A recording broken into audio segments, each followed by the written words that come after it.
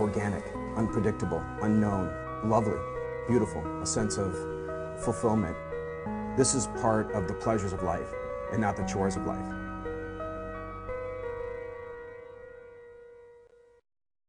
Coming up on Daily Iowan TV, find out why a former Hawkeye athlete is suing the university. And later, see what rising problem is costing Iowa taxpayers billions. And in sports, the construction on Iowa's new football facility may be a nuisance right now, but the end result could be the key to future Hawkeye football success.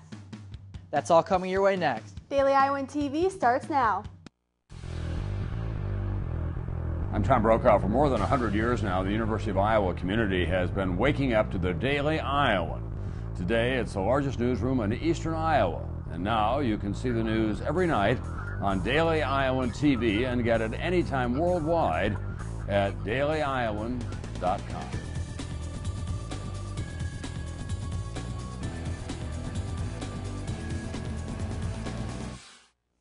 Thanks for tuning in to your Wednesday edition of Daily Iowan TV. I'm Brad Maxwell. And I'm Allie Wright.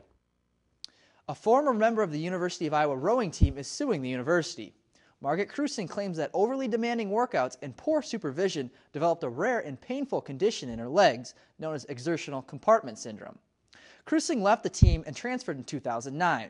The university agreed to paid for the 2 remaining years on her scholarship after her departure. A university memo shows that women's head coach Mandy Cowell was directed to take several measures that would prevent injuries following the incident. The trial is set to begin next week, but a court official said it will likely be delayed. And Iowa Governor Terry Branstad and Lieutenant Governor Kim Reynolds are okay after their SUV hit a deer while traveling on Interstate 35 in central Iowa Wednesday afternoon. The incident happened just north of Story City while Branstad, Reynolds, and longtime aide Margaret Huff were returning to Des Moines after a visit to Eldora. The driver's side door of the Chevy Tahoe they were riding in was unable to be opened, and the damage is estimated at $8,000. Iowa ranks second in the likelihood of hitting a deer behind West Virginia, according to a study by the State Farm Insurance Company. Sexual violence on women in Iowa is at an all-time high, and numbers show that the problem is only getting worse. Daily Iowan TV's Nick Rector has a story on these alarming statistics and how UI females feel about the university's safety initiatives to prevent sexual violence. Sexual violence can be a very traumatic event, but it's something that does happen and cannot always be stopped. However, a new research released by the UI shows that it may be happening a lot more than we realize. The study shows that sexual violence cases in Iowa are particularly bad, and every year the numbers are rising. According to the report, this year, 1 in 35 women aged 18 to 44 will experience sexual violence, and over 55,000 Iowans experienced sexual violence in 2009. Of that, 75% were female, and the other 25% were male. According to Dr. Ginger Yang, the main author of the report, 55% of Iowans have committed sexual violence, and 45% have been victims. It's a problem that's costing Iowa taxpayers billions. In 2009, Iowans paid $5.8 billion due to sexual violence cases. That's $1,875 per resident. The UI is doing all they can to keep these numbers low, though. As one of the UI's safety initiatives, there are 22 Blue Emergency pole stations located on campus. And if you are in distress, all you have to do is press the red button and you will immediately be in contact with Iowa City Police. You know, it's nice to know that they're there if you need to use them. If I felt threatened, I would definitely run to one of these and push it as fast as I can. Though these emergency stations provide victims with an easy out, let's just hope they'll never have to use it. Nick Rector, Daily Iowan TV. A Davenport man arrested for robbing an Iowa City bank last week has been turned over to federal authorities. 34-year-old Eric Martin allegedly waved a handgun during the robbery and tried to point it at police officers during the ensuing chase. Martin was apprehended roughly an hour after the robbery and has since been held in the Johnson County Jail on a $1 million bond. A federal authority said that Martin had a 9mm handgun and more than $23,000 at the time of his arrest. The Bijou Theater brings a variety of films to the local community 6 days a week throughout the entire academic year. And even though moviegoers frequently attend the Bijou, few are aware of what goes on before the movie hits the theater. Earlier I took a look at what goes on behind the scenes at the Bijou. Popcorn kernels pop. We take our seats. It's an experience many of us look forward to. but also an experience where behind-the-scenes preparation is often overlooked. We book for a half semester, and so we send an email out to our board. And right now we have about 24 members on the board, and so everyone via email pitches a film, and then we meet every other week so we can kind of talk about some of the pitches. The pitches presented by the board of directors at the Bijou help to bring a wide variety of films to UI students as well as the Iowa City community. But bringing in independent films to classic horrors and everything in between requires organization and a position of responsibility. And at the Bijou, this responsibility falls largely into the hands of the programming director. So basically, like, the programming director is essential in that, like, the movies get to the Bijou and the movies eventually leave and get shipped back to where they need to go. For the past year, Christina Buckles has served as programming director for the Bijou, ensuring top-quality films make their journey both into and out of the theater. But because the Bijou is ran completely by students at the UI, finding time to manage these responsibilities can be a difficult task. However, Buckles suggests the flexibility of a college schedule makes the situation much easier to adapt to. So it probably is easier for a student to do it. I think people that work like full-time at the university or something, it would probably be, it's easier for me because I can run in the morning if I have to, or in the night, or, you know, your schedule is more flexible. So next time you go to relax in the comfort of a movie theater, remember some of the hard work that goes on behind the scenes. I'm Brad Maxwell, Daily Iowan TV. Still to come on Daily Iowan TV, find out about what is quickly gaining popularity on Facebook. And in sports, the Hawkeyes tie the game after separate 4- and 3-run deficit against Milwaukee Tuesday. But could they complete the comeback? But first, let's check in with Stefan Giron to see what you can expect for this weekend's weather. Thanks, Brad. It looks like tomorrow will be the first of 4 days of thunderstorms this week. Morning temperatures will reach as high as 69 degrees with scattered thunderstorms. The afternoon will reach a high of 80 with a 50% chance of storms. You can also expect more nasty weather in the evening with a high of 61. Looking at our extended forecast, expect more showers and storms throughout the weekend with fairly high temperatures. But on Monday through Wednesday, the storms will slowly fade away and we'll see cooler temps as low as 66 on Tuesday with partly sunny skies. That's your look at local weather. Back to you guys. And now for a quick look at what's going on outside of Iowa. The Drug Enforcement Administration has apologized to a California student who was left in a holding cell for 4 days without access to food, water, or a toilet. Daniel Chong, a 20-year-old engineering student at the University of California, San Diego, was arrested during a raid at a friend's house following a celebration on April 20th. The agency alleges that they forgot about Chong and extended their deepest apologies to him. Charges were brought against 13 people Wednesday for the death of a Florida A&M marching band drum major in what has been one of the biggest college hazing cases ever prosecuted in the U.S.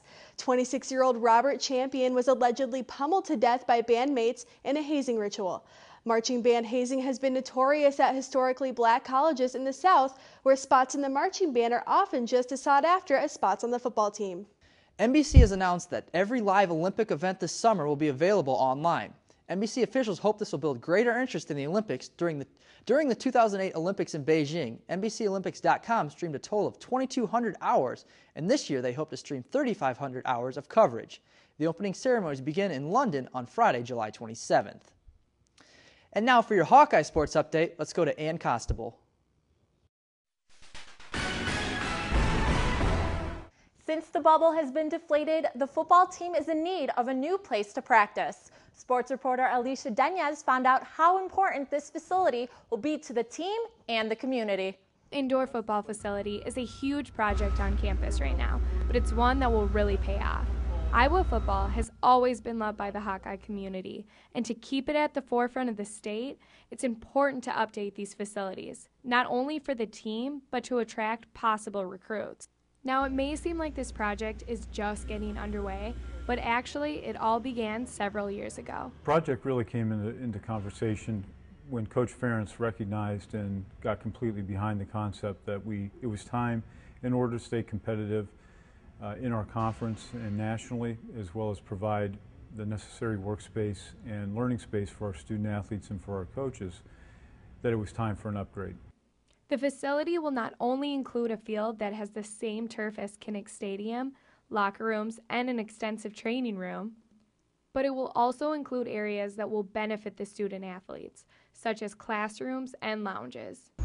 This project will go down in history for the state, and everyone involved feels lucky to be a part of it. The involvement that I get to have in this project, it is without question one of the most exciting things that I've had the fortune to be involved with over the last couple of years, especially seeing it from the decision making to the research. And now there's evidence again that is being implemented, and our student athletes can see that. Our student athletes, when they come into this building every day, can see that their program is important to this university. The new football facility is funded all by private donations. Now, to fund a project that is this extensive means the Hawkeye football program is greatly loved. This is the most expensive private funded project in the history of the state of Iowa. Even the contractors can notice the supportive spirit from their crew members. We have had nothing but cooperation from our crew. The crew has been energetic, and again, I attribute a lot of that to the fact that we're building this building for the University of Iowa, the Hawkeye football program. I mean, the energy out here is phenomenal. Because of that, you see a lot of Hawkeye or Tiger Hawk emblems on hard hats, and we've got guys that are trying to get vests from your building committee so they can wear the Hawkeye or the Tiger Hawk vest, and so there's a lot of energy because of that as well. While the Hawkeye football team is working hard in the off-season, this team is laying the groundwork for the future of the program. Alicia Denius, Daily Iowan TV Sports. The indoor practice facility is set to be finished by the fall season, and the additions are planned on being completed during the summer of 2014. Switching over to the diamond, last night's game may not have been pretty, but the Iowa baseball team gave the crowd something to cheer about in the bottom of the ninth. Daily Iowan TV Sports' Kate Constable was at the field. The game went back and forth on Tuesday night, starting with Milwaukee plating 4 runs in the top of the second. But then the Hawks decided to mix things up a little bit, and after 4 runs scored, it's a good thing they did.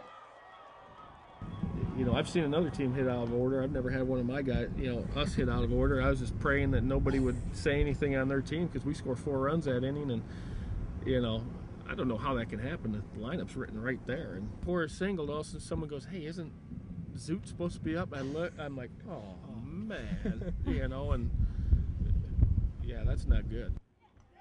But it turned out to be a good thing for the Hawks as they tied the game up. Both teams then traded runs for a few innings as Milwaukee added 3 and Iowa added 4 in the 7th to put the Hawks up 1 going into the top of the 8th.